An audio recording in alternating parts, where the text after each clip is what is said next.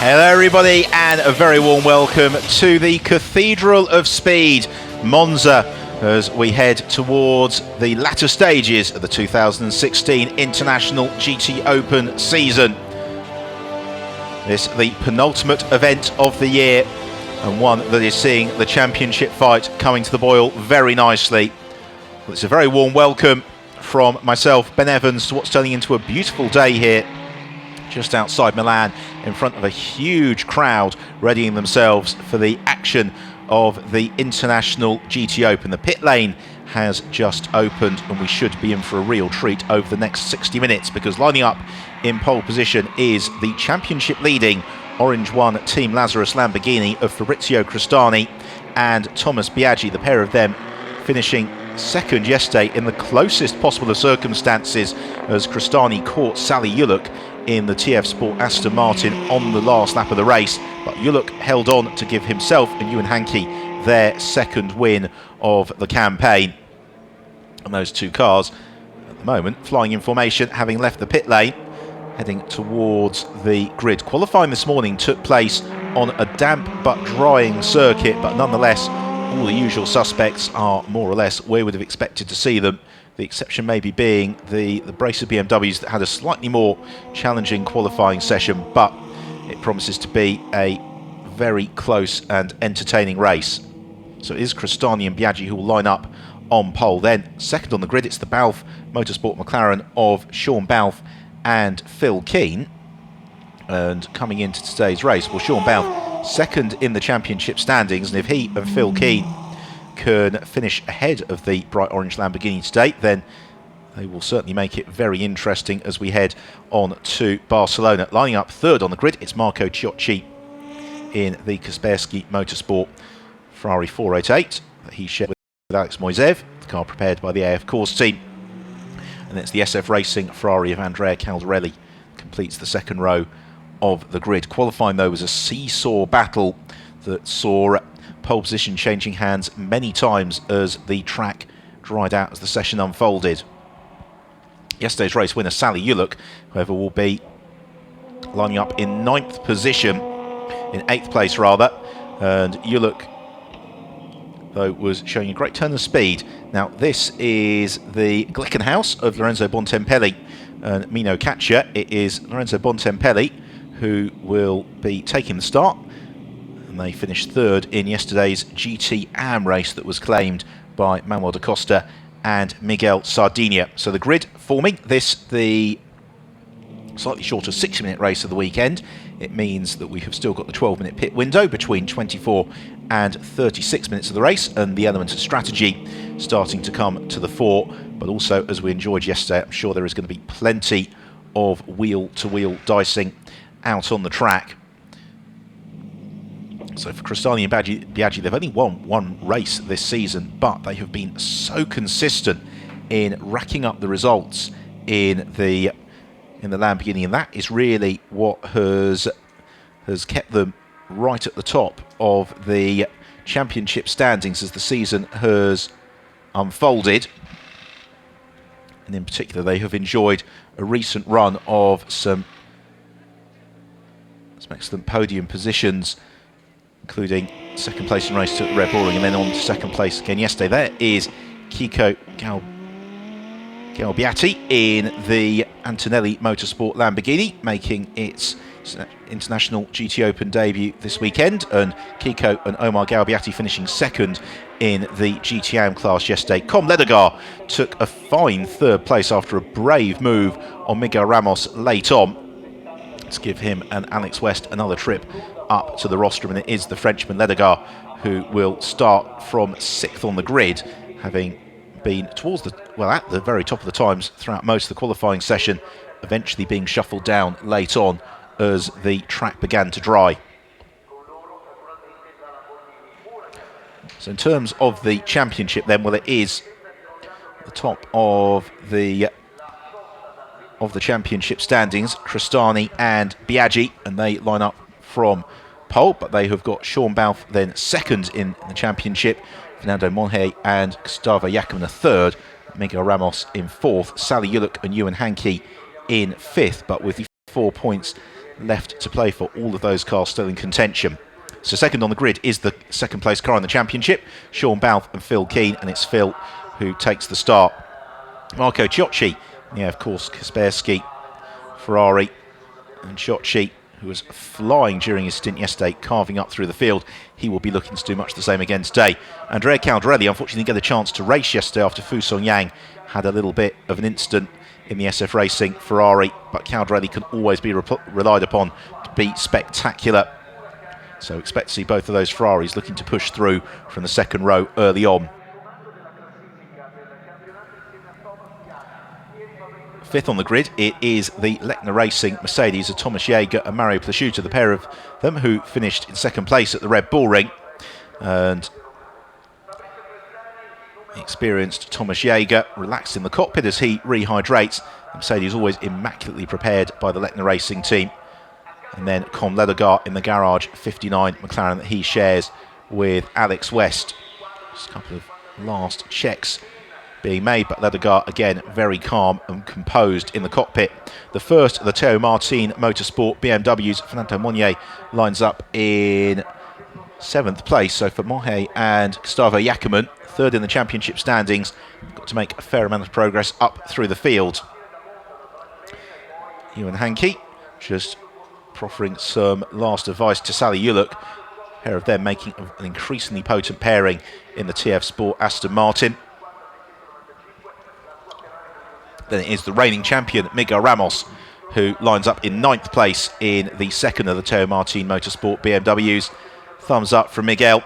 He and Peter Schotthurst making very rapid pairing. 10th on the grid, it is Francesco Guedes, the GTAM pole sitter in the V8 Racing Renault that he shares with Philippe Barrieroth. Both of them making sure that they have it up for the cameras as we have a check at the grid in full.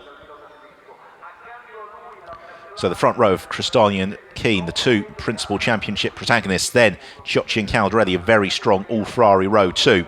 Third row, Thomas Jaeger and Com Ledegar, both of whom would look to push through to challenge for podium placings, as would Fernando Monje and Sally Yuluk. Row 5, Miguel Ramos and Francisco Guedes, and then Kiko Galbiati and Lorenzo Bontempelli. Simone Pellegrinelli in the Imperiale Racing Lamborghini. We could expect to see that car coming strong later on. And then it is Emanuele Busnelli who completes the grid just behind yesterday's GTAM winner, Miguel Sardinia. So Alex West, one of many team personnel now heading back towards the pit boxes as the 1 minute board is shown to the drivers. They'll then get the solitary formation lap behind the pace car, and then we'll be going racing for 60 minutes here in Monza as the cars fire up. The sun starting to make a little bit more of a regular appearance for pretty much the first time this weekend, and lots for the local crowd to cheer. Two Ferraris on row 2, an all-Italian Lamborghini pairing in pole position and leading the championship. So Cristani and Biaggi. The success seconds handicaps might thwart their challenge for the podium today because they've got 10 seconds of additional time in the pits. Yuluk and Hankey have got 15 seconds, West and Ledegar 5 seconds.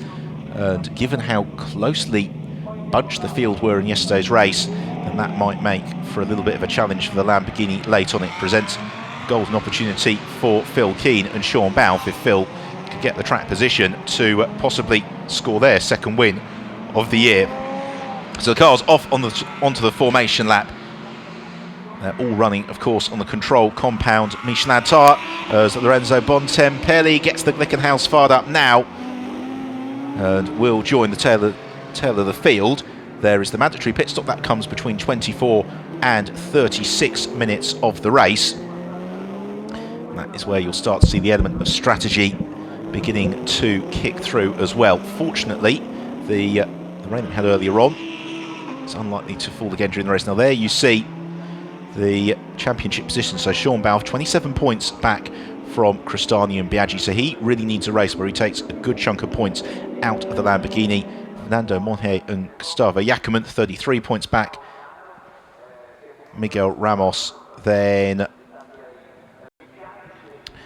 fourth in the standings, 37 points back. 66 points left to race for, including today. So for Cristani and Biaggi, a solid result that puts them in front of some of their rivals will at least be enough to mathematically eliminate several cars from the championship. A race which falls incredibly into their hands, with some of their main rivals suffering some misfortune, might just hand them the title today, but it would require a pretty incredible sequence of events for that to happen.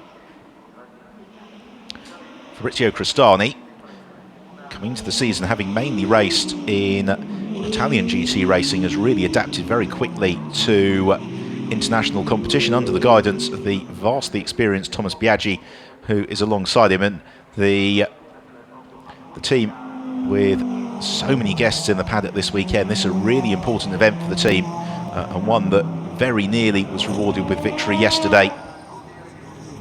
So looking back down the field, you just catch a glimpse of the bright green Imperiale Racing Lamborghini Huracan of Simone Pellegrinelli, who starts, and then the experienced Vito Postiglione, who was right at the front of the field yesterday, as they're into the Glickenhaus garage. Here's a look at Beniamino Caccia, who will take over from a former race winner in the International GTOpen, Lorenzo Bontempelli, as we get towards mid-race. Miguel Ramos in the Teo Martin Motorsport BMW be looking for a good race, as will Fernando Monje and Gustavo Jacquemin. The GTAM class battle will be equally close as well. And watch for the progress of the Ebby Motors Lamborghini late on as well, when Fabio Babini gets behind the wheel. So we're just a couple of moments away now from the start of the 12th race of the International GTOpen season here at the Autodromo Nazionale di Monza. Thank you very much for joining us today in Italy. We should be in for another thoroughly entertaining race as the Orange One Team Lazarus Lamborghini Huracan of Fabrizio Cristani paces the field alongside Phil Keane as they swing through the Parabolica. Marco Ciocci and Andrea Caldarelli on row 2, from Thomas Jaeger and Com Ledegaard on the third row. The pace car has peeled off into the pit lane. It's all eyes towards the gantry as Cristani bunches the field, waiting for the lights to change, and the race underway. There's the red light. Out it goes, we're racing, and it's a great start from Cristani, who anticipated the change of lights very well. Phil Keane follows in behind him and tries to keep Ciocci at bay as they fan out towards turn 1 for the first time, and Ciocci might bully himself through into second position. Indeed he does, and Caldarelli also filters past the McLaren. They're all safely through, more or less, as Francisco Guedes goes side by side with Miguel Ramos, but Phil Keane losing a couple of places and has already got Thomas Jaeger snapping his heels. So this is the opportunity for Fabrizio Cristani to try and break clear. Meanwhile, Keane has to defend. Oh, he's got some damage at the front of the McLaren, does he, Phil Keane? Just looking. Oh, I think he's got a puncture, and disaster for Phil Keane in the Balfe Motorsport McLaren for the first time this year. They're in trouble. And Phil Keane slows coming out of the second chicane. Now that suddenly swings the championship fight back in favour of Cristani and Biaggi. Disappointment for Sean Balfe. The team will have heard from Phil Keane on the radio what the issue is, but it's a long way back to the pits, if indeed he has picked up a puncture on the McLaren. So now Cristani out front with Ciocci and Caldarelli chasing him. Then we've got Com Ledegaard tucked up behind Thomas Jaeger, Fernando Monnier and Sally Ullich just in behind as well. Now here is another look at the issue for Phil Keane, and the McLaren just understeering off wide. You can see the issue, it's the front left of the car. Phil Keane yet to come through the second sector as the rest of the field, almost at the end of the first lap of the race. And Cristani out front, and this is the sort of circumstance that could really help Fabrizio Cristani and Thomas Biaggi towards the title, particularly as Marco Ciocci and Andrea Caldarelli have got slightly slower co-drivers to take over late on. So Cristani, he can build a 10-second buffer over the rest of the field, could give himself and Thomas Biaggi every opportunity for a very, very good result. Sally Ullich goes straight through the escape road, scatters various cones in his wake, and already Cristani easing clear of the brace of Ferraris as Caldarelli looks to apply the pressure to Marco Ciocci. And Caldarelli to the inside, is he, of the Kaspersky Ferrari 488? Not quite. They bump over the curbs and then swing into the first Lesmo. Meanwhile, Com Ledegaard behind Thomas Jaeger, the battle for 4th and 5th position. Then in 6th place, Fernando Monnier, as into the pits now comes Phil Keane. The fending tyre is removed. You can see it's cut and full of dust and muck. Very, very unfortunate for Keane to be caught in contact early on as Ledegaard launches the inside of Thomas Jaeger into Ascari. Great move from Com Ledegaard, and one that puts the Frenchman up into 4th place. In terms of the championship, well, Sean Balfe and Phil Keane are going to potentially be eliminated from the championship fight. Things stay as they are, and for Fernando Monnier and Gustavo Jackman, they need to finish within 11 points of Cristani and Biaggi to keep things alive going into the final rounds. So this is very important stint here for Fernando Monnier. If he can clear Thomas Jaeger, that will do something, and then Gustavo Jackman is going to have to be absolutely released. But Jaeger in the Lechner Racing Mercedes at the moment, frustrating the Spaniard. A little bit of a gap back to Sally Ullich. Francesco Guedes is in 8th. He leads the... And into the pit lane comes Miguel Ramos. Oh, and the reigning champion Miguel Ramos also in trouble. And when we were talking about the unique set of circumstances that could give Cristani and Biaggi the championship today, well, this is certainly half of them, with both Phil Keane and Miguel Ramos in trouble early on. The Teo Martin Motorsport mechanics get to work underneath the bonnet, looking for whatever has come loose, trying to rear-fix it. So disaster for Miguel Ramos. He's in the pits early on. Phil Keane back out in the race, but really he's going to have to hope there's a safety car to start to significantly influence results. So here is Fabrizio Cristani, and Cristani flying out front. Fernando Monnier there applying the pressure to Thomas Jaeger, and Monnier will, I'm sure, be well aware on the radio that he needs to stay, if he can, within 10 seconds of Fabrizio Cristani to give Gustavo Jackman the chance to challenge. He needs also to try and clear Thomas Jaeger. There is Peter Schotthorst. He's due to take over from Miguel Ramos, who remains in the pits. Meanwhile, Cristani accelerates through on his way. Ciocci in 2nd place, Andrea Caldarelli in 3rd, Com Ledegaard in 4th, but chasing down the brace of Ferraris. 5th is Thomas Jaeger, and 6th place for Fernando Monnier. Monnier 7.7 seconds back from the race leader as they bump over the curbs through the Rettifilio on towards Curva Grande. Fernando Monnier presses on as a shake of the head from Miguel Ramos. He vacates the cockpit of the Teo Martin Motorsport BMW, and unfortunately, unless the Orange 1 Team Lazarus Lamborghini retires from the race, that means that Miguel Ramos won't be able to retain his international GTOpen crown. Yeah, there you see the situation with the points as currently is, and if it stays like that, then Crostani and Biaggi will be crowned champions in 54 minutes time. So for Mohe and Jackman, they really need to finish well up the order to take the fight into Barcelona. Crostani and Biaggi, well, this is absolutely exactly what they'd have hoped for.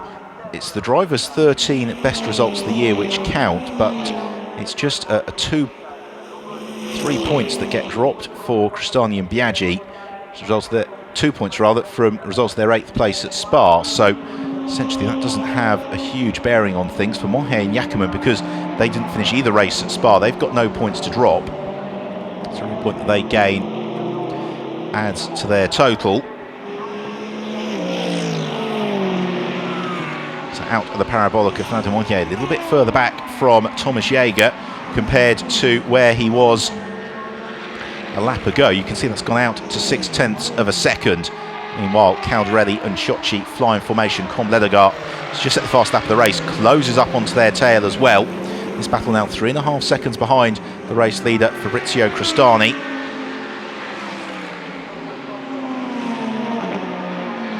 Round the Curva Grande on towards second the chicane. Caldarelli, you just wonder if you could clear Sciocchi, whether or not he could do anything about chasing down Fabrizio Crostani. Com Ledegaard always silky smooth at the wheel of the McLaren. And we've got the Mercedes and BMW. Sally Uluk in the TF Sport Aston Martin. So impressive yesterday en route to victory, standing that pressure from Fabrizio Crostani late on. Despite the pace that Crostani's able to run at, Uluk able to defend through the final lap. Already almost a 6th of the way through the race, and already plenty of drama. Miguel Ramos in the pits and out of the race and out of the championship fight. Phil Keane in the Balfe Motorsport McLaren having to pit in on the first lap to get a tyre replaced. That, to all intents and purposes, puts them out of the title fight, barring race really dramatically falling back into their favour. So instead it now becomes a fight between the remaining Teo Martin Motorsport BMW of Fernando Mohe and Gustavo Jackman and the Orange 1 Team Lazarus Lamborghini as to who is going to claim the crown, and whether or not indeed the BMW squad can keep it alive as we head on towards Barcelona. Now Caldarelli's got a good run here on Marco Sciocchi as they thunder down the start and finish straight. The commentary box vibrates as the brace of Ferraris accelerate on their way through the speed trap at just the 278 kilometres per hour. But because the cars are so evenly matched, because they're GT3s, they've got the benefit of the ABS braking and the likes, makes it very tricky for Caldarelli to pick his way past Sciocchi, but he's a little bit closer again to the Kaspersky Motorsport 488 as they head through Curva Grande. This is the best run that Caldarelli has had. Marco Sciocchi, though, doesn't feel the need to defend too much. Caldarelli now launches to the inside. Can he get the car stopped in time? Yes, he can. Great move from Andrea Caldarelli. Place gained up into second. Sciocchi looks to fight back almost immediately. Ducks one side, then the other. But Caldarelli seals the job as they head through the first Lesmo on towards the second Lesmo. Com Ledegaard there in 4th place, bouncing across the AstroTurf, flashing his headlights at Marco Sciocchi just to let him know that he's there and he's ready to race. And all the while, this battle just slipping a little bit back from Crostani. 4 seconds now, the gap between the pair of them. Then it's further 4 seconds back to Thomas Jaeger and Fernando Montier. Complete the top 6. Here's another look then at the move from Caldarelli. Ducked out of the toe behind Sciocchi, and Marco Sciocchi far too experienced to shut the door when the similar Ferrari was already alongside him. So now it's the turn of Caldarelli to try and stretch this battle out as they head through the Parabolica.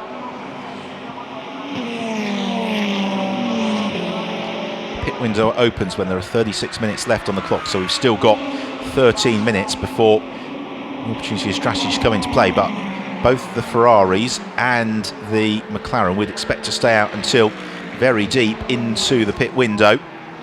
So in reality, this battle is probably going to continue on track for another 20 minutes, which is great for us.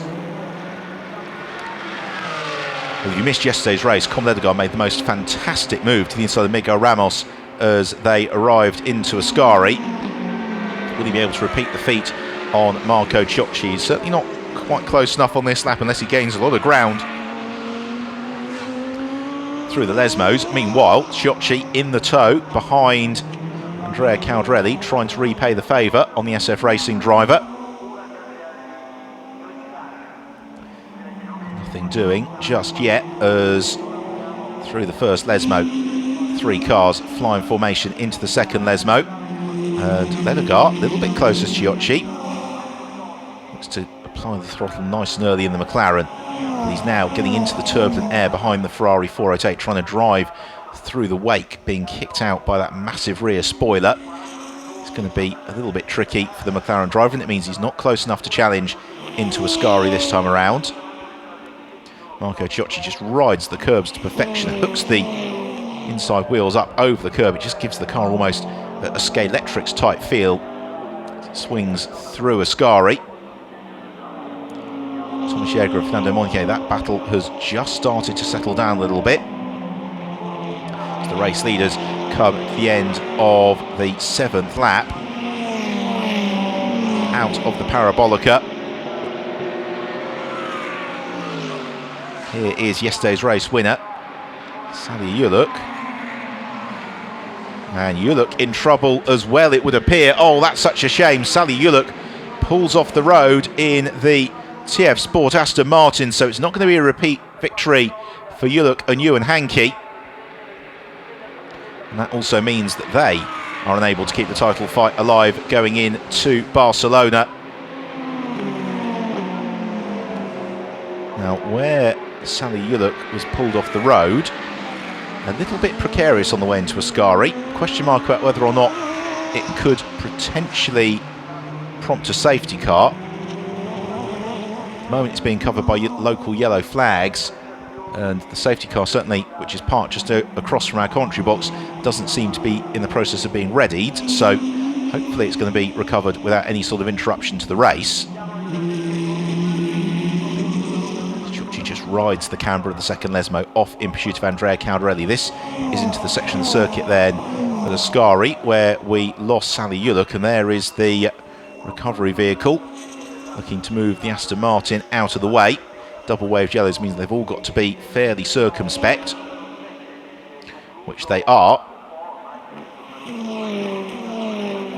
Thomas Jäger, there he is in 5th place in the Leclerc Mercedes. He's done a very good job, in fact, of breaking away from Fernando Montier, and Montier has now got a 12-second, possibly quite a bit more than that, deficit to the race leader Fabrizio Crestani. Now that means if things stay as they are, that Gustavo Jackermann is going to be released into the race with the need to chase down and pass Thomas Biaggi. Fight for second. Hurtles over the line, down towards the Rettifilio. Nobody close enough to challenge on this occasion. They inch perfect, millimetre perfect racing as they head through the Rettifilio. All the cars just right out against the very, very periphery of the curbs. That last lap from Andrea Caldarelli was his personal best lap of the race, but it was still a couple of tenths of a second slower than Fabrizio Crestani, and Crestani's got the fastest lap of the race to his credit. He is leading the way, and crucially he's stretching the field. He's got 10 success seconds for him and Thomas Biaggi to overhaul. Already that would feed Biaggi out ahead of the Leclerc Racing Mercedes. So will this be a second victory of the season for the Orange One Team Lazarus Lamborghini squad, and will it be a victory which gives them the championship? Now, the GTOpen class, what is going on there, you may ask? Well, Francisco Guedes leads it, and this is a battle for second place between Lorenzo Bontempelli and Kiko Galbiati. Bontempelli in the Glickenhaus, and Galbiati chasing him down. Then it's yesterday's winner, Miguel Sardinia, 4th in the class, and chasing them too. Got Emanuele Busnelli not too far adrift either. This is the fight for 7th and 8th between Simone Pellegrinelli and the class leader, Francisco Guedes, in the V8 Racing Renault. Guedes didn't really get a crack behind the wheel yesterday. That car, unfortunately, we lost from the race pretty much mid-distance. Looking to make amends this afternoon as Bontempelli can see the class leadership down the road ahead of him. Headlights ablaze on the Glickenhaus en route towards the Parabolica. Francisco Guedes has got Philippe Barrieros to hand over to. In case of Lorenzo Bontempelli, it's Mino Caccia. And it's Omar Galbiati who'll take over from Kiko Galbiati. A bit of damage just hanging off the Imperiale Racing Lamborghini. I think that's trim more than anything more significant for Simone Pellegrinelli. But he's got Vito Postiglione waiting in the wings. Currently circulating 27 seconds off the lead. A podium finish is certainly on the cards here for Pellegrinelli and Postiglione, particularly given that we've lost a couple of other front-running cars in the early stages of the race. So Pellegrinelli gets on the brakes, shifts down through the gears, navigates the chicane, back to our race leader Fabrizio Crestani.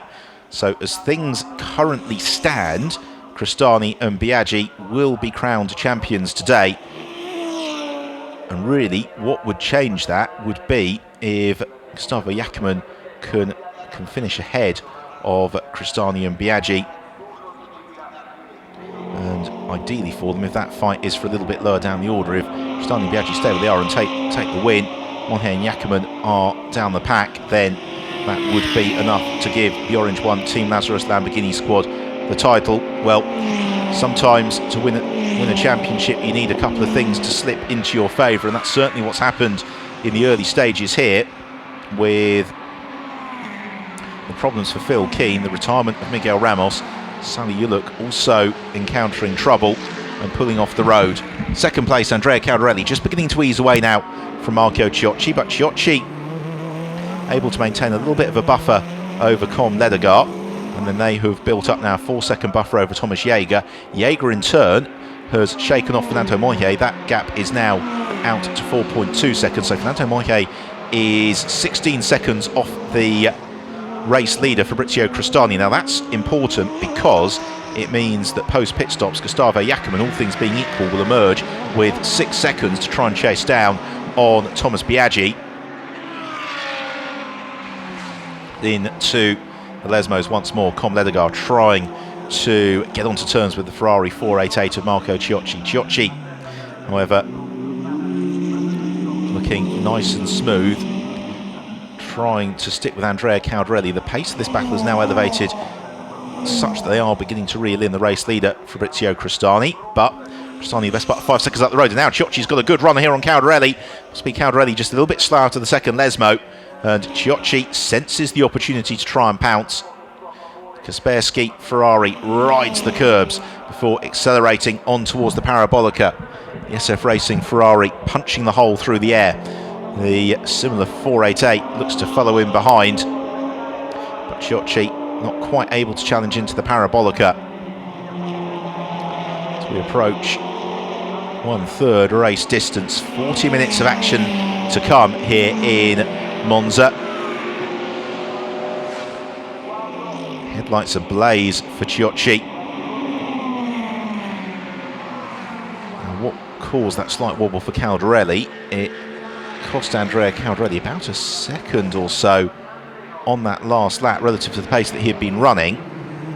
Sounds like very little indeed, but at this level, when they're driving this consistently, that's why you suddenly see the gap closing down. But as the Ferraris then re-establish the pace, they've just been able to shake off Com Ledegaard in the Garage 59 McLaren.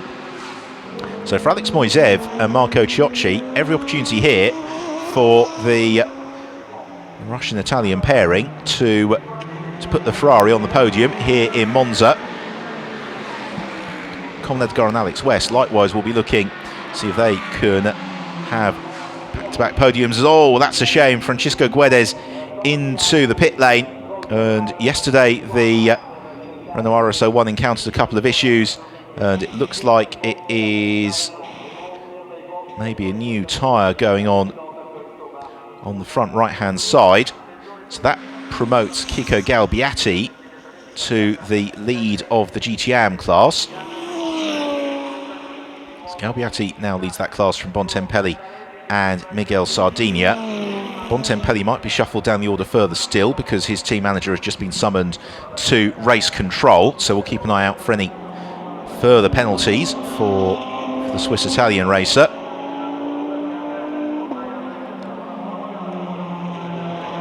She navigates the Parabolica for the 12th time. There, warming up, is Fabio Babini, who's get behind the wheel of the Ebby Motors Lamborghini of Emanuele Busnelli. Busnelli currently circulating in 12th place. Caldarelli still in second, Sciocci following him. They've now opened up a 2-second buffer over Com Ledegar. There's Ledegar in the Garage 59 McLaren. And if you have just joined us for the first time this weekend, you're wondering where the second Garage 59 McLaren is, well, Mike Benham and Duncan Tappy's car was involved in a bit of a testing accident here at Monza last week, and as a result, despite the best efforts of everyone involved, they're having to sit this one out and will be back in action in Barcelona at the start of November. And the gap from Com Ledegar to Thomas Jaeger, and Jaeger now well clear of Fernando Monje. Where is Monje? There he is in the Teo Martin Motorsport BMW. Is now 19 seconds back from the race leader, Fabrizio Crestani, and it's going to really require a lightning second half of the race from Gustavo Jackman if they're going to be able to overhaul the Orange 1 Team Lazarus Lamborghini, which is really what they need to do to try and keep the title fight alive. Crestani now on to terms with Phil Keane. Keane will do everything he can not to get lapped to keep the Balfour Motorsport McLaren in the lead lap of the race, because if there was to be a safety car period, then they need. There's Fu Song Yang readying himself. Take over from Caldarelli. Fu Song Yang was going quite well yesterday until he pirouetted at the second chicane. Up until that point, he had been running at a pace such that he and Caldarelli were going to be in the mix for a podium. So he can repeat that sort of performance today. There's every opportunity for Caldarelli and Fu Song Yang to be on the rostrum. So essentially a very tantalising second phase of the race as the pit window opens in just a couple of seconds' time. So who would we expect to see in early? Well, possibly Fernando Monje, certainly Emanuele Busnelli, as the driver change is now open. It's the Glickenhaus at work, riding the curbs, knocking a little bit of the bodywork loose as well for Lorenzo Bontempelli.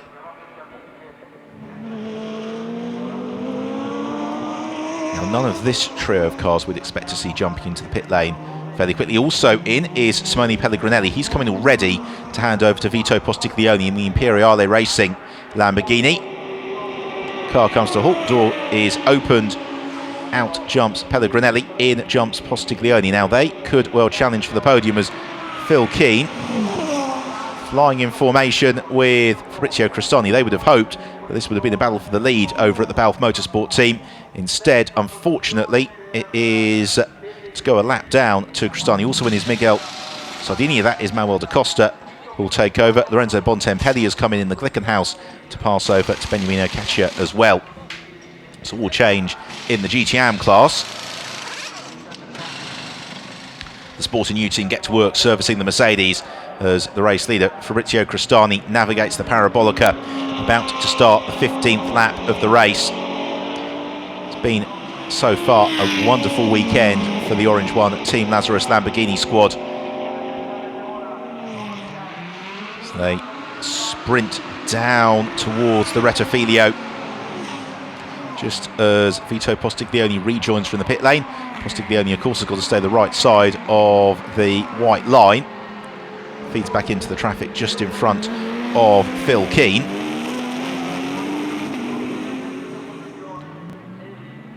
As Crestani blasts through Curva Grande, his lead over Andrea Caldarelli, 5.8 seconds. Fernando Monje, meanwhile, has come in to hand over to Gustavo Jackman in the Teo Martin Motorsport BMW. Monje and Jackman victorious in race 2 at the Red Bull Ring. Will they be able to repeat the feat this afternoon? The car gets up on the air jacks. The new set of boots goes on to the BMW. Jackman jumps into the cockpit. The mechanics get to work. Nice, slick and smooth pit stop, as it needs to be. And then it's a question of what can Gustavo Jackman do. The battle for second just beginning to stretch a little bit now. Caldarelli 1.5 seconds clear of Ciocci. Ciocci, similar gap back to Com Ledegaard. For Fabrizio Crostani, this is exactly what we've hoped. The Lamborghini's working supremely well here at Monza, as well they might. Also in is the Ebby Motors Lamborghini. Emanuele Busnelli switching with Fabio Babini. So Babini slides into the cockpit of the Lamborghini Huracan. And what can he do with just over half of the race to play with? Meanwhile, we'd expect to see Caldarelli staying out for another 8 minutes or so, right until the very deep end of the pit window in the SF Racing Ferrari. And the same for Crostani. They both power on their way. Same for Ciocci and Com Ledegaard. Phil Keane in the black and red McLaren. Essentially, he is a lap down, and he's still got to do his pit stop to hand over to Sean Balfe. They may still yet salvage some points, just because it's been a fairly attritional race, this one.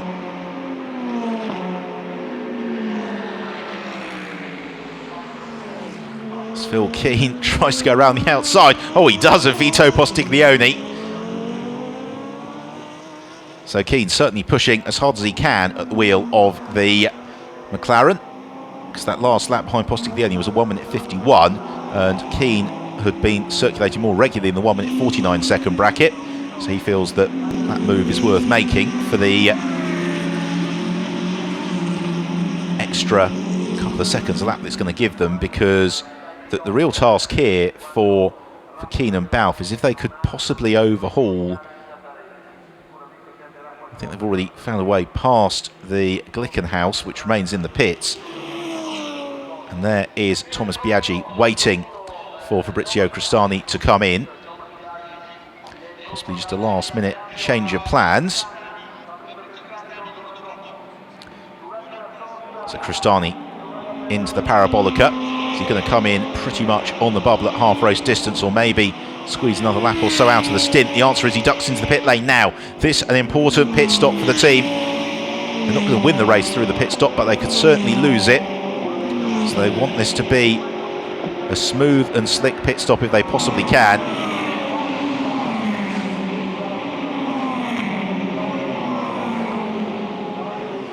To a halt comes Crostani. That's been a magnificent drive. In gets Thomas Biaggi.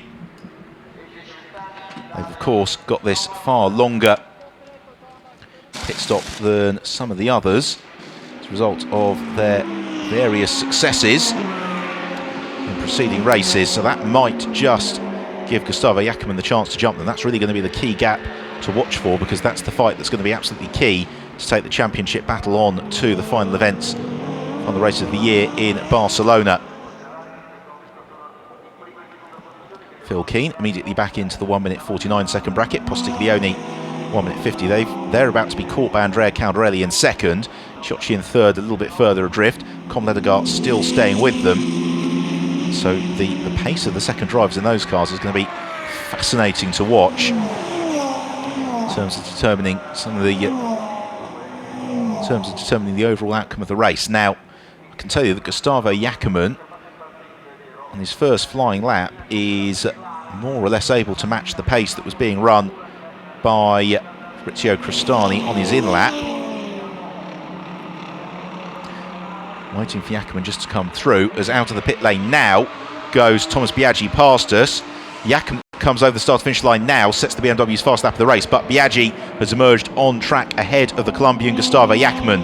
So here is Thomas Biaggi, having taken over from Fabrizio Crostani, and crucially that drive from Crostani, that first phase, has been able to build enough of a buffer over the Teo Martin Motorsport BMW of Fernando Moya and Gustavo Jackman. There you see Jackman in the background, and now what can Gustavo Jackman do about chasing down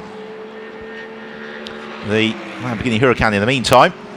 Vito Postiglione to the inside of Phil Keane. They're about to be swamped by Andrea Caldarelli, and Keane saying fair's fair, doesn't want to intrude in the battle outright race victory, so he allows Caldarelli through. Caldarelli now, of course, the race leader, flashes headlights at Vito Postiglione. This is a difficult one for Postiglione because he's going to be racing the SF Racing Ferrari for position by the time the pit cycle has been completed. Chiocci also flashing his headlights at Phil Keane, and then Tom Ledegaard and Thomas Jaeger still continuing their battle. Jaeger now 4.4 seconds behind Ledegaard. The pit window open for just under another 4 minutes. Into pit lane, meanwhile, comes Kiko Galbiati. That is to hand over to Omar Galbiati from the lead of the GTOpen class. And unfortunately in the GTOpen class, the Glickenhaus yet to re-emerge, and so is the Renault RSO 1. So that plays very handily into the hands of the Galbiatis. Con Ledegaard just fighting the wheel of the McLaren a little bit into the Parabolica, as Phil Keane ducks into the pits to hand over to Sean Balfe. Chiocci and Ledegaard looking to squeeze out one more lap, as is Andrea Caldarelli, but they're all going to have to come in at the end of this one. The gap between Thomas Biaggi and Gustavo Jackman, 2.5 seconds as they came across the line. Out of the Balfe Motorsport, McLaren gets Phil Keane. In jumps Sean Balfe. Now, all things being equal, there's every chance of a couple of points swinging their way. Also getting a service is the Lettner Racing Mercedes. That is Mario Plasciuta and Thomas Jaeger switching around. So Plasciuta behind the wheel for the second half of the race. Now Ledegaard getting onto terms with Chiocci. Admittedly just on the last lap of their stint, but they have been threatening to engage in a battle wheel to wheel all the way. It's now the fight for first place, pending all the pit stops working themselves through.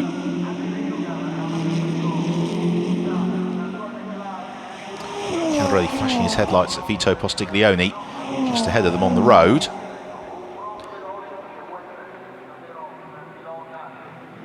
Caldarelli to hand over to Fu Song Yang, Chiocci to Alex Moiseev, and Com Ledegaard to Alex West. They have to pit in at the end of this lap. They've put together a fine performance. They've been able to build a little bit of a buffer over the rest of the field. Now the gap between Biaggi and Jackman remains as it was. They set identical lap times to the nearest 100th of a second. Jackman just 1,000th of a second slower than Thomas Biaggi. But it means the BMW is struggling to catch the Lamborghini. Now into the pit lane for Caldarelli, Chiocci and Ledegaard, who breaks down to the 60 km/h speed limit later than anybody. He will peel off first to the garage 59 pit box. There he is. The team get to work, the door is open.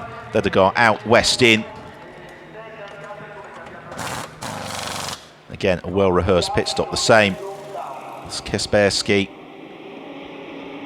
Ferrari, Alex Moiseev in the car as Marco Chiocci walks back into the depths of the garage. Fu Song Yang hops in to the SF Racing Ferrari. Andrea Caldarelli did his normal sterling job at the very front of the field. Now this is going to be fun. This is essentially the fight at the front of the Packers. Mario Plasciuta has emerged effectively as the race leader ahead of Thomas Biaggi. Now this is an opportunity maybe for Jackman to close the gap down if Plasciuta can keep Biaggi behind him for any length of time. They're all racing the cars currently static in the pit lane, and this is going to be the real challenge for Biaggi and Jackman. Of those at the front of the field, they are probably the two main pro drivers in this second half of the race, as Biaggi flashes his headlights at Plasciuta. Plasciuta, racing for the lead of the race, has no reason whatsoever to make life at all easy for the Lamborghini. And here come the cars post pit stop, and so there's going to be a fair amount of traffic for Biaggi to clear. He wants to win this one. Fu Song Yang, Alex Moiseev and Alexander West. all emerging in front of the Lamborghini. They've also got Sean Balfe, although Sean a lap down. In the GTM class, it's Manuel da Costa who leads from Omar Galbiati post pit stops.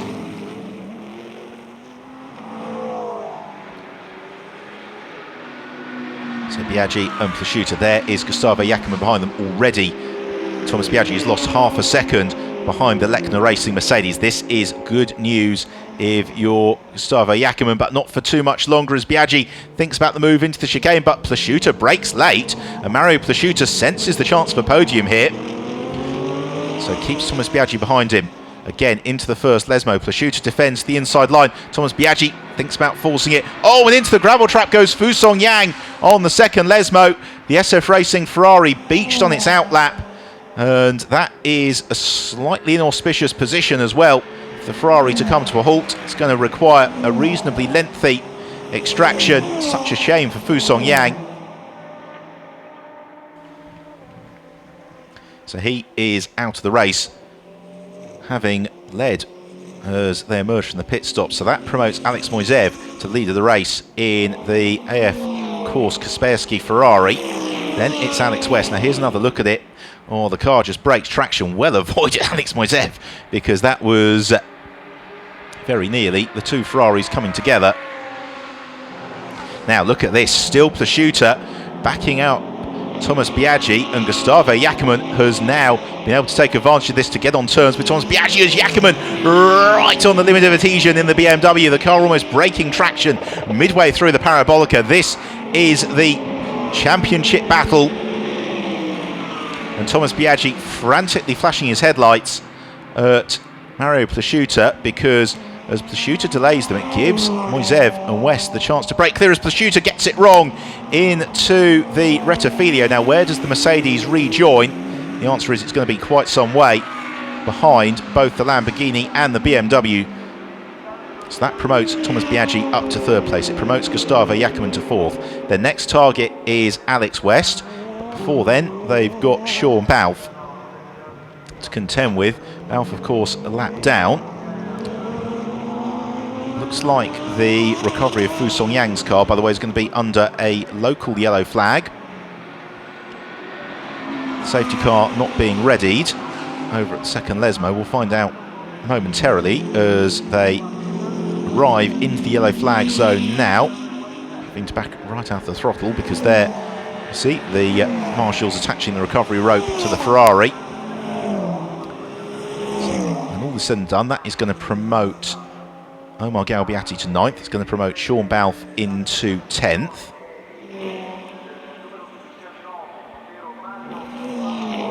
Now, in terms of drop points for Sean Balfe, he would only, his worst result would be today, so he would remain on 108 points with dropped points. Cristani and Biaggi, once you have to factor in the drop score, then the worst that they could do coming into today's race was 133. So essentially, if Biaggi and Cristani are 46 points clear of the rest of the field at the end of the race, then that is the title for them. So this means that for Gustavo Jackermann, it's now game on. He's got a third of the race. Can he catch the orange one Team Lazarus Lamborghini? Can he pass it? And how far up the order can they go? It's a drive-through penalty, by the way, for the Glickenhaus, which is slightly irrelevant as the car has stayed in the pits.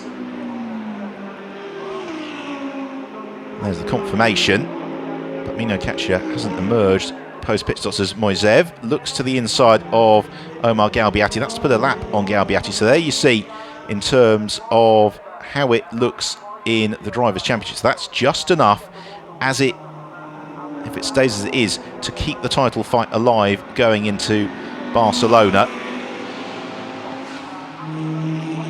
But of course, that is contingent on Thomas Biaggi staying in third place. As he moves up through the order, it means more points come his way. He gets another 4 points if he goes in second. He gets another 4 points beyond that if he wins the race. Meanwhile, Sean Balfe to the inside of Omar Galbiati. Now, that's a pass for position for Sean Balfe, and it's one that puts the Balfe Motorsport McLaren into the points.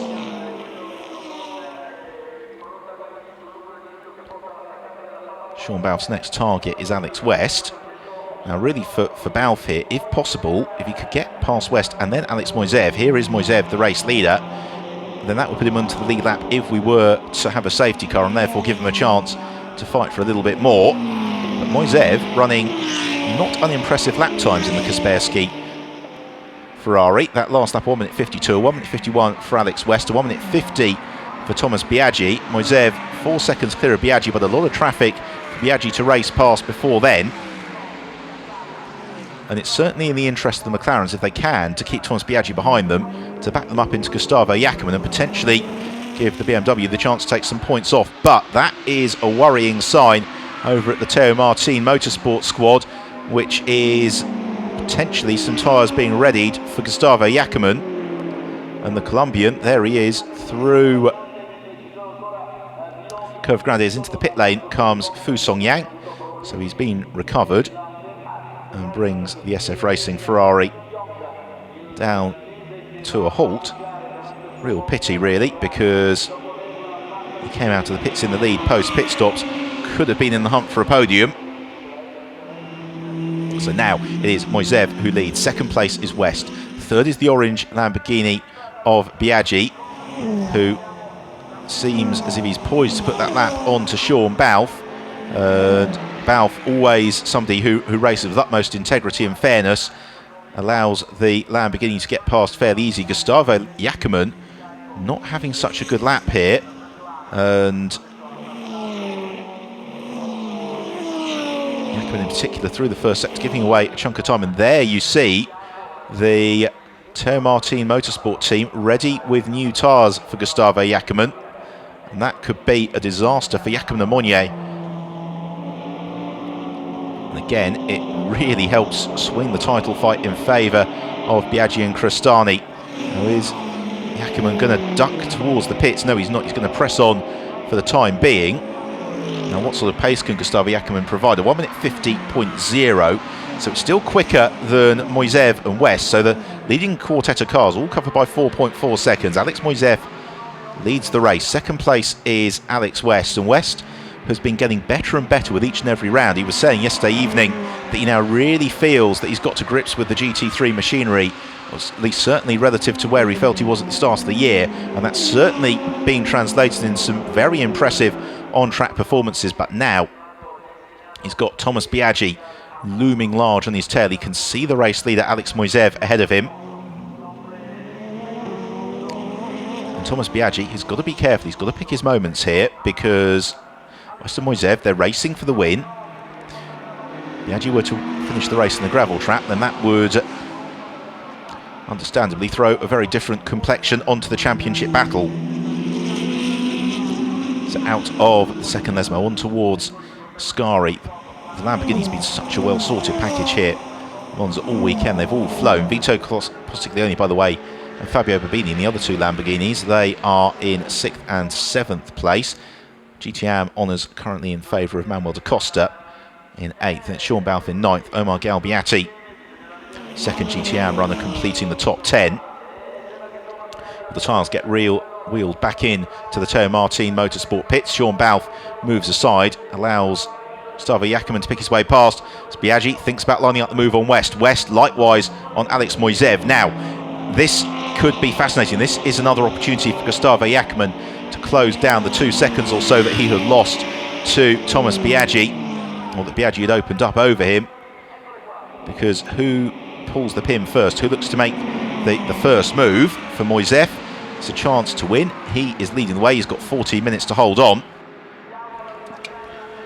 West looks to the inside line as they come into the Rettifilio.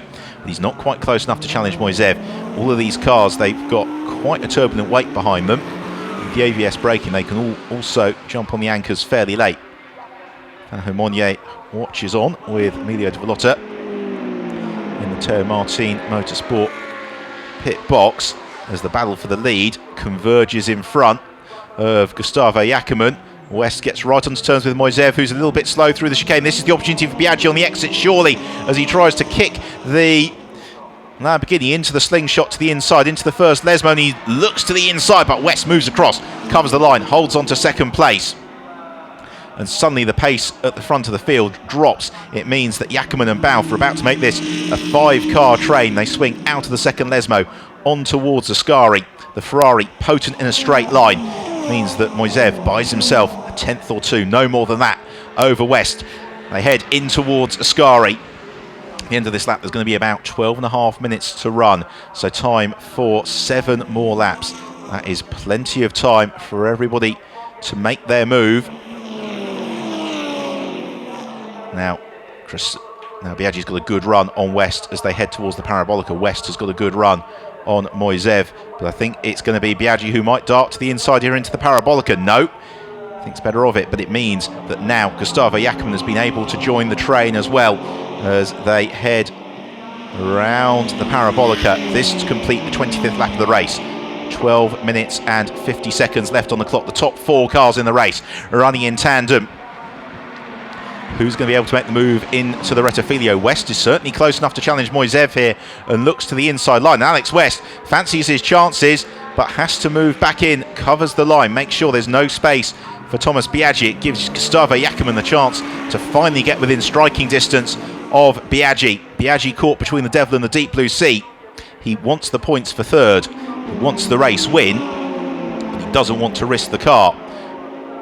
As a result, it is opening up the opportunity for West to take the fight to Moiseev. West again thinks about the challenge into the chicane. That's where it almost came off for him a lap ago. They file through in formation on towards the first Lesmo. Again, Biaggi just shows himself to the inside of West as they tip through. Sean Balfe a lap down, just watching this race, possibly the best view of anybody. This is exactly what it's all about. Ferrari, McLaren, Lamborghini, BMW fighting for the victory in the autumnal sunshine in Monza. Thank you for joining us today as we get towards the closing stage of the race and indeed potentially the closing stages of the championship. West again to the inside of Moiseev. Biaggi covering the move, and that's why, because Jackman is right with him now as Alex West gets the power down. Pursuit of Alex Moiseev, but brilliant driving from both West and Moiseev. They're not putting a wheel wrong, and it's making it almost impossible for anybody to challenge behind. As again, West bobs and weaves. The Garage 59 McLaren a little bit quicker than the Ferrari. West to the inside as Jackman goes to the inside of Thomas Biaggi. Gustavo Jackman up into third position. Great move from the Colombian. He pulls the pin. Well, you wouldn't want to play poker against Miguel Ramos or Teo Martin, would you? Absolutely impassive in the pit box as they charge down the start and finish straight. Biaggi looks to come back at Gustavo Jackman as West looks to the inside of Alex Moiseev, and this is the best chance Alex West has had as he goes to the inside of the Russian and takes the lead of the race. Biaggi to the inside of Jackman. Jackman files back through, holds on to third. There's almost contact between Sean Balfe and Thomas Biaggi as they're just trying to find a way through the corner. So now it's the turn of the Swedish driver Alex West to lead the way. The boot on the other foot for Alex Moiseev. He now gets the chance to attack if he can. For Jackman, it's all about keeping Thomas Biaggi behind him and taking some points off the Italian. West leads the field through the chicane. Moiseev tries to punch out behind him. It's going to make West do the difficult bit and focus on what's going behind him. Some trim, making a bid for freedom on the BMW. Out of the first Lesmo into the second. This is going to require unbelievable consistency from Alex West. He's got 10 minutes to hold on. Can he do it? So far, the indications absolutely suggest that yes, he can. It was a lovely move on Moiseev. Now, in terms of the championship there, you see it. So, certainly keeps it alive into Barcelona, and more importantly, with Biaggi in fourth, it also keeps Sean Balfe and Phil Keane just about in the championship battle as well. And there's a souvenir BMW window for one of the marshals in the exit of Ascari. Jackman just semi-covers the inside line into the Parabolica, semi-attacks Alex Moiseev as they head through the legendary right-hander. Now, Jackman, has he got the opportunity to challenge Moiseev on the brakes into the Rettifilo? He's a little bit closer than he was a lap ago. He's within a car length of the Ferrari as they power past the pit boxes. Oh, the thunder of the BMW, the wail of the Ferrari. Jackman looks to the inside line. He is able to simultaneously attack the Russian, defend from the Italian. And all of this is allowing West at the front of the field to begin to open up a little bit of daylight. He was a second clear as they came across the line. 8.5 minutes remain. Garage 59 haven't won since the first meeting of the year back in Estoril. And actually West came very, very close to winning that, but for contact with Fabrizio Crestani on the last lap. Through the chicane as Moiseev defends, West opens up the advantage. And Jackman, I think he ideally would like to put the Ferrari between himself and the Lamborghini. Can he possibly manage to do that as they come out of the second Lesmo and on towards Ascari? He's got a very good run on Moiseev. Moiseev, though, looks to cover the inside line. Jackman might dart out of the bubble, claim that inside line for Ascari. It's a move that worked several times yesterday, and Jackman's going to go for it. He takes second place as Moiseev runs very wide, and he loses third place to Thomas Biaggi as well. So Biaggi goes third, Jackman second, Moiseev down to fourth. The Russian had done so well to maintain the lead and then second place, but Gustavo Jackman just pushed him offline. Now Jackman earned Biaggi. Their next target is Alex West. West was second up the road at the start of the lap. It's going to be a little bit more than that at the end of it. 7 minutes and 20 seconds left in the race. Time probably for 4 more laps. Another look at the move. Jackman to the inside. Moiseev couldn't shut the door at that point, and to make the corner he necessarily had to allow Thomas Biaggi through as well. Meanwhile, behind you could see Vito Postiglione about to make the move on Mario Plasciuta. GTM honours in favour of Manuel da Costa. There's Com Ledegar. And Tim Mullen, the team manager at Garage 59. Tim, of course, very, very fine racing driver in his own right. Former competitor as well in the International GTOpen in the CRS Ferraris alongside Chris Niarchos going back a few years. As Jackman and Biaggi, this is the fight for the championship. Jackman needs to take some points off Biaggi this afternoon. He'd also really like to win this race. Alex West 1.4 seconds up the road ahead of Gustavo Jackman. Jackman with some clear track.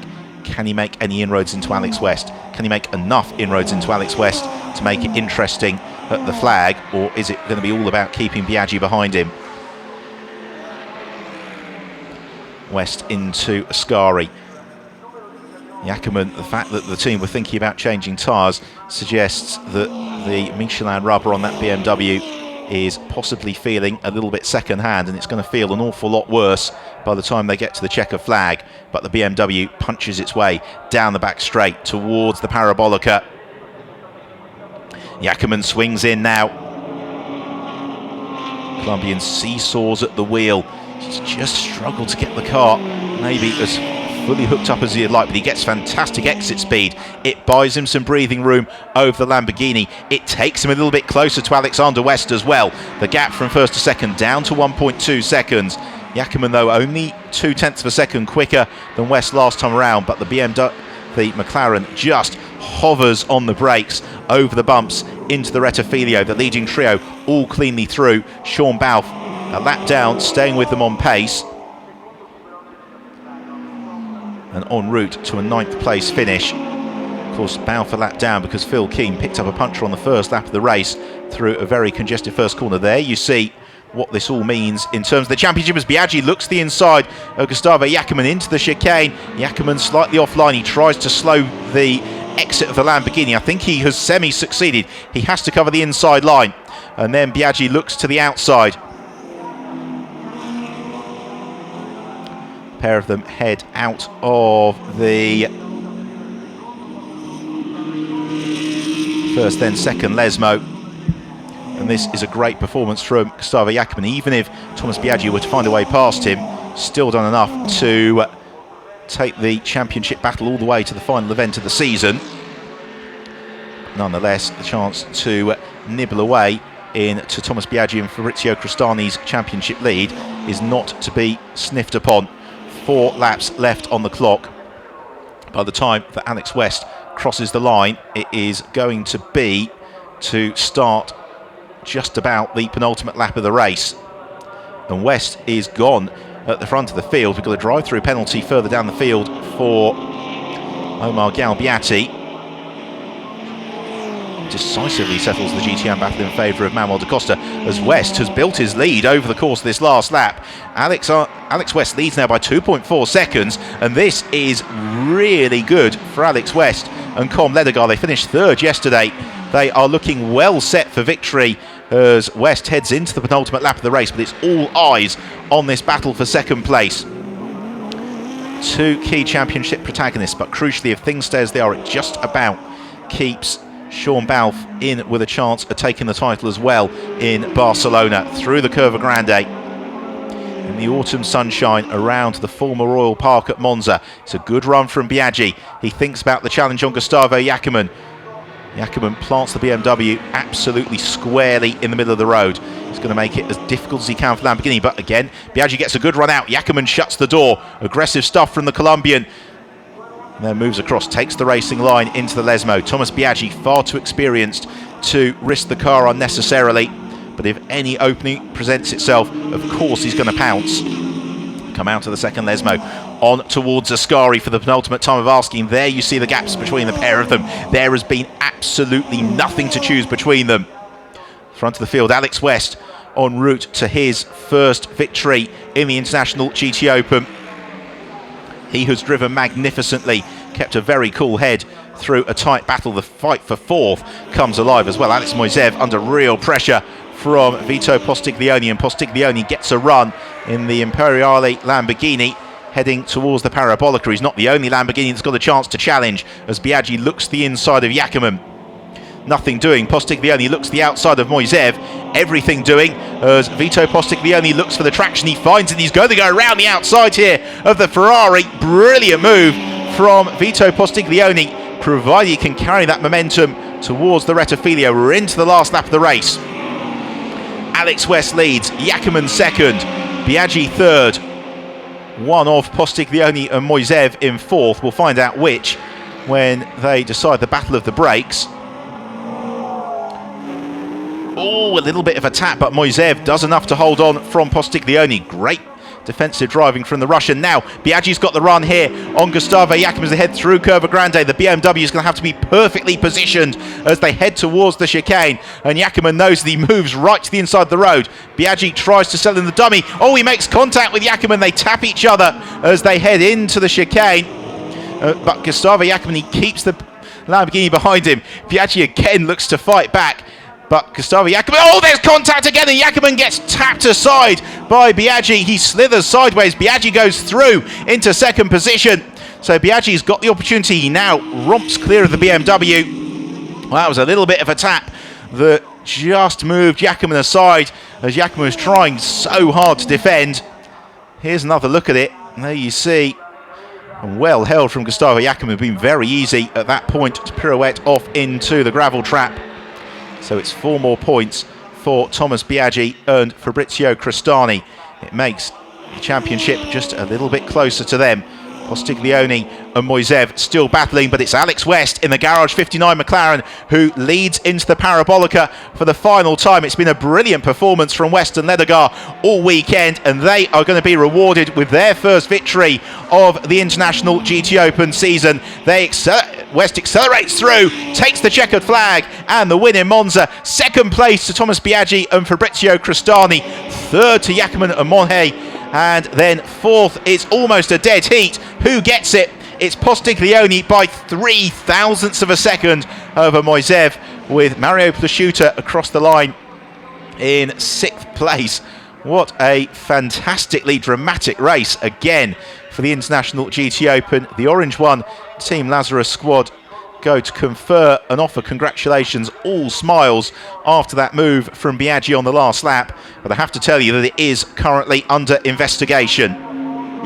So Alex West and Com Ledegar take the win, and that was a really well judged stint from Alex West. Com Ledegar gave him the track position, but West made that decisive move on Moiseev and then was able to break away, built the buffer, taking the flag by 3.2 seconds.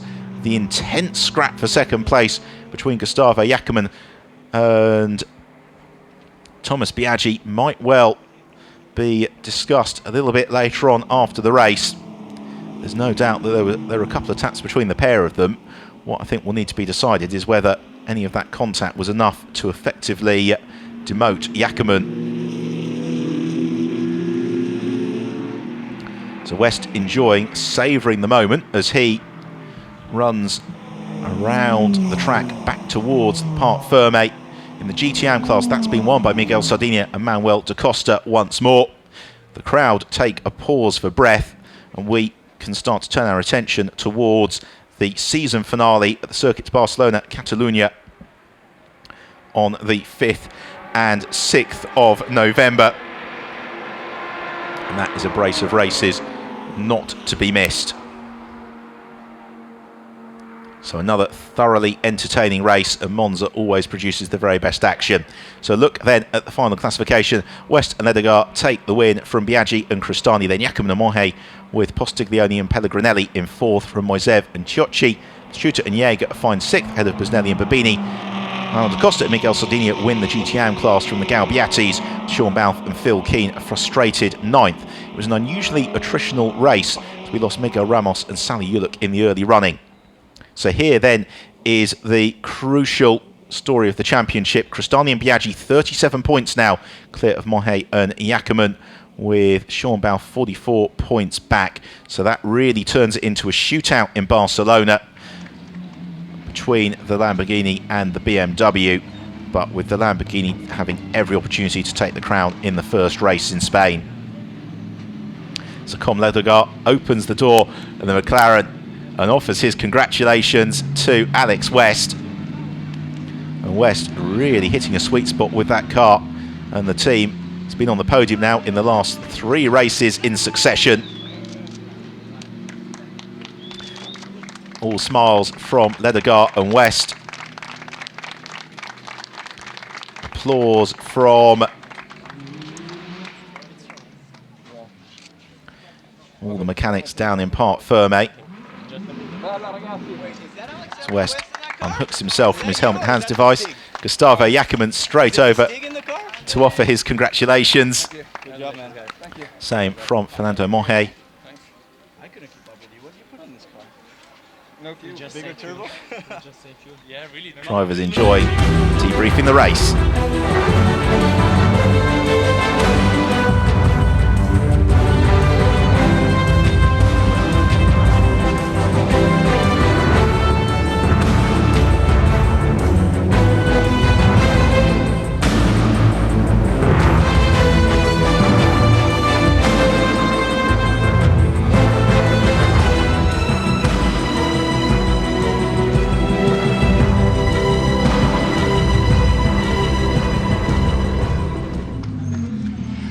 Alexander West, Com Ledegaard, 2 new faces in this place and 2 smiling faces. I'm very happy.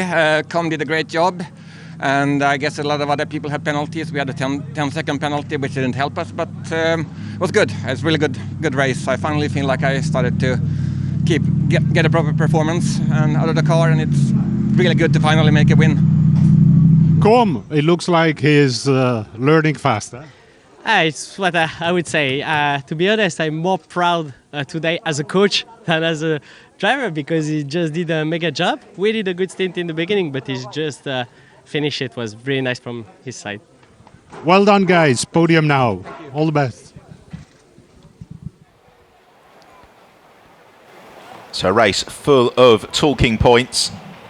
Let's take a look at the very best of the action once more. So off the line, it was Cristani who got the jump on Phil Keane, but then through the first corner, a little bit of contact for Phil Keane with Ciocci and Caldarelli put the Balfe Motorsport McLaren to the back of the field with a puncture as Com Ledegaard was scything through the pack.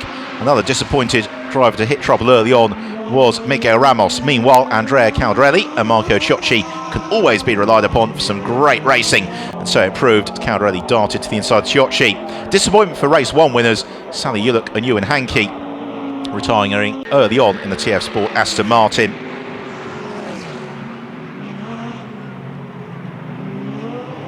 post-pit stops, Vito Postiglione was flying in the Imperiale Racing Lamborghini, but this was the story of the race. Moiseev leading from West, Yakiman and Biaggi. It was battle royale with everything on the line. West making the decisive move to the inside of Moiseev, a beautifully judged pass into the Rettifilio, and then a few moments later, Yakiman to the inside of the Russian into Ascari, allowed Biaggi to follow through and set up the battle for second and third. That came to a head on the last lap of the race, a little bit of attack from Biaggi, shifting the BMW aside. It allowed the Italian to move up to second, but that should not diminish from an excellent win for Alex West and Com Ledegaard. They take their first win in the International GTOpen. Second place to Biaggi and Crostani. Third to Yakiman and Mohe with an almost dead heat for fourth. Postiglione just edging out Moiseev by 0.03 of a second. So on to the rostrum. Third place for Mohe and Yakiman. Runners up, Crostani and Biaggi. And race winners, Com Ledegaard and Alex West for Garage 59 in the McLaren.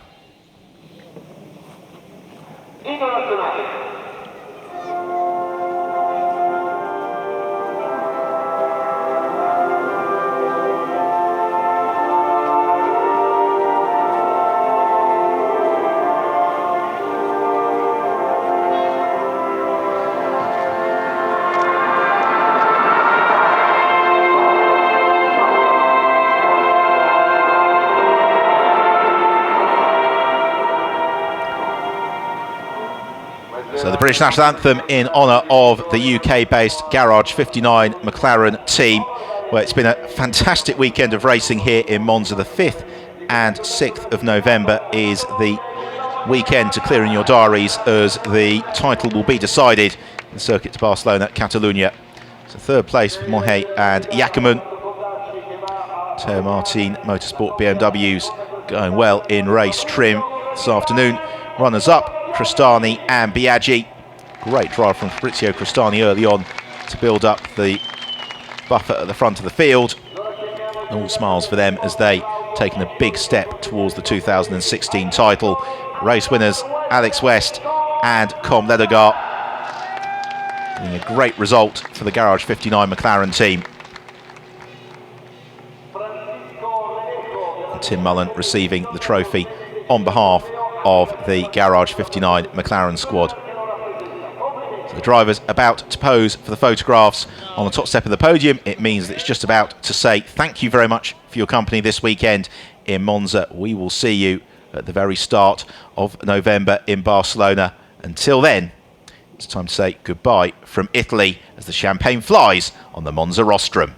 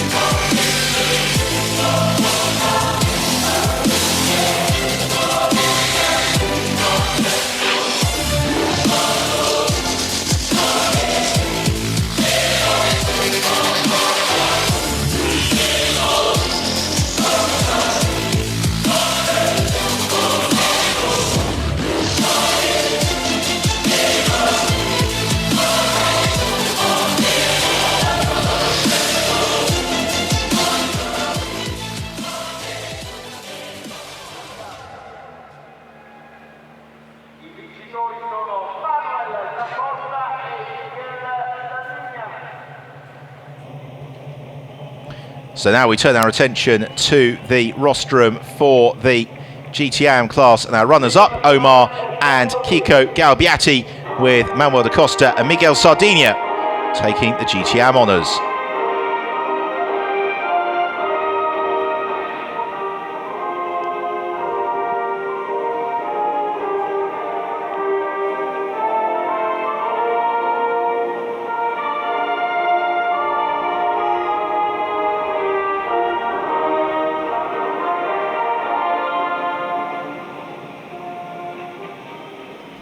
The Sport and New Mercedes pairing once more having an excellent weekend in the International GTOpen as they celebrate on the podium. Well, the Antonelli Motorsport Lamborghini making a very impressive debut in the series. 2 runners-up finishes in the GTAM class for Omar and Kiko Galbiati. And a double victory for Manuel da Costa and Miguel Sardinia en route to 8th place in the GTAM class. So all smiles on the podium in Italy, but they now turn their attention to Barcelona on the 5th and 6th of November. We'll see you there.